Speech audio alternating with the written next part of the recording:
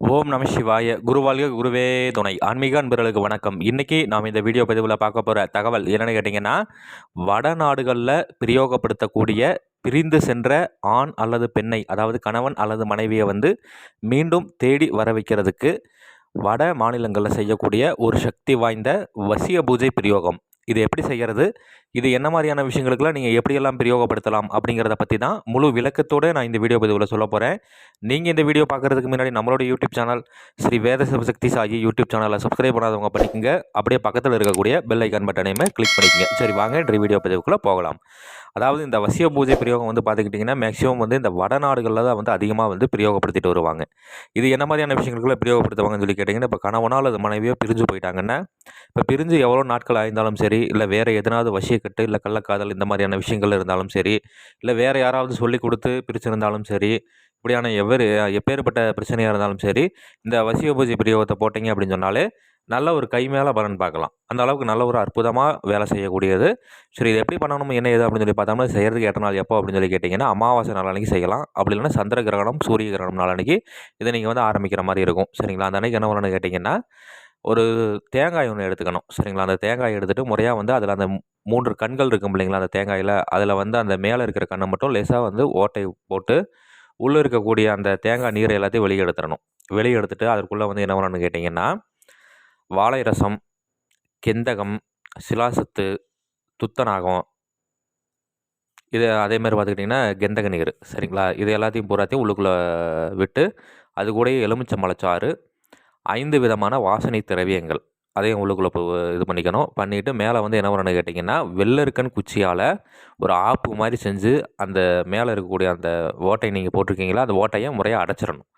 அடைச்சிட்டு என்ன பண்ணணும் அப்படின்னு சொல்லி கேட்டிங்கன்னா, வீட்டில் ஒரு சுத்தமான இடத்துல பீடம் அமைக்கிறீங்க. நீங்கள் முதல்ல வாழை இலை விரித்து, இப்போ பிரிஞ்சு போனவங்க உங்களுடைய ஆணாக இருந்தாங்க அப்படின்னா ஆண் பாவை பிடிக்கணும். இப்போ பெண்ணாக இருந்தாங்கன்னா பெண் பாவை பிடிக்கணும். அந்த மாதிரி பாவை, அதாவது என்னென்னு கேட்டிங்கன்னா,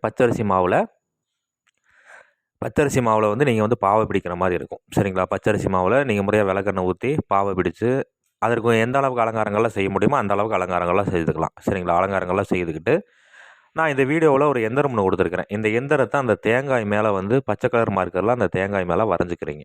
வரைஞ்சிட்டு முறையாக அதற்கு உண்டான தூப தீபங்கள்லாம் கொடுத்துட்டு, காராம்பசு நெய் தீபம் ஏற்றிக்கலாம்.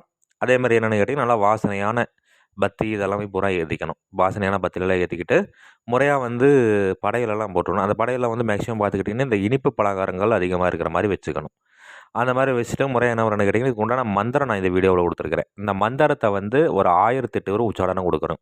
அப்போ நீங்கள் என்ன பண்ணணும் அப்படின்னு சொல்லி கேட்டிங்கன்னா, அந்த தேங்காய் மேலே ஒரு சூடம் ஒன்று ஏற்றிக்கணும். சரிங்களா? தேங்காய் மேலே ஒரு சூடம் ஒன்று ஏற்றி முறையாக ஒரு தடவை ஒரு மந்திரத்தை சொன்ன உடனே என்ன பண்ணணும்னு கேட்டிங்கன்னா, அந்த பாவையை சுற்றி அந்த தேங்காயை சுற்றி எடுக்கணும்.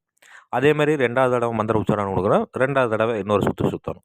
அதேமாதிரி 3வது தடவைனா 3வது சுற்றணும். இந்த மாதிரி என்னென்னு கேட்டிங்கன்னா, 1008 உருக்கும். 1008 தடவை நீங்கள் சுற்றிக்கிறீங்க. 1008 தடவை சுற்றி முறையாக என்ன வரணும்னு கேட்டிங்கன்னா, இந்த மாதிரி பௌர்ணமி வரைக்கும் நீங்கள் இந்த பூஜை செய்து முறையாக இந்த தேங்காய் எடுத்துகிட்டு போய் என்ன வரணும்னு கேட்டிங்கன்னா, இப்போது சம்மந்தப்பட்ட நபர் பிரிஞ்சு போனவங்க எந்த ஊரில் இருக்காங்களோ அவங்க வழக்கமாக போகிற வர பாதையில் எதனாவது இந்த முச்சந்தி, அப்படி இல்லைன்னா மயானம், இல்லைன்னா எதனா இந்த குட்டிச்சுவர், இல்லைன்னா எதனாவது பெரிய ஆலமரம், ஏரி இந்த மாதிரி எதனாவது இருந்ததுன்னா, அந்த இடத்துல நீங்கள் ஓரமாக என்ன வரணும்னு கேட்டிங்கன்னா, குழி தோண்டி அதற்குள்ளே 5 விதமான வாசனை மலர்கள் போட்டு அதற்குள்ளே அந்த தேங்காய் மூடி வச்சுட்டு, முறையாக அந்த இடத்துல இருக்கக்கூடிய தேவதைகளுக்கு சின்னதாக ஒரு படையல் ஒன்று போட்டு விட்டுட்டு, முறையாக சங்கல்பம் எடுத்துகிட்டு நீங்கள் வந்துட்டீங்க அப்படின்னு சொன்னாலே, பிரிஞ்சு போனவங்க எவ்வளவு நாட்கள் ஆயிருந்தாலும் சரி, அவங்களாம் மீண்டும் தேடி வர்றதை நீங்கள் கண்கூடாவே நீங்கள் பார்க்கலாம். அந்த அளவுக்கு நல்ல ஒரு சக்தி வாய்ந்த பிரயோக முறை இது. இதை நீங்கள் முறையாக தக்கன குருமார்கிட்ட ஆலோசனை பண்ணிவிட்டு செஞ்சு பாருங்கன்னு பாருங்கள். நன்றி. மீண்டும் வேறு ஒரு நல்ல தகவல் கொண்ட வீடியோவில் உங்களை சந்திக்கிறேன். அதுக்கு முன்னாடி நம்மளோட யூடியூப் சேனல் ஸ்ரீ வேத சிவசக்தி சாயி யூடியூப் சேனலில் சப்ஸ்கிரைப் பண்ணாதவங்க பண்ணிக்கங்க. அப்படியே பக்கத்தில் இருக்கக்கூடிய பெல் ஐக்கான் பட்டனையுமே கிளிக் பண்ணிக்கங்க. சரி, நன்றி, வணக்கம், வாழ்க வளமுடன். ஓம் நம சிவாய். குரு வாழ்க குருவே துணை.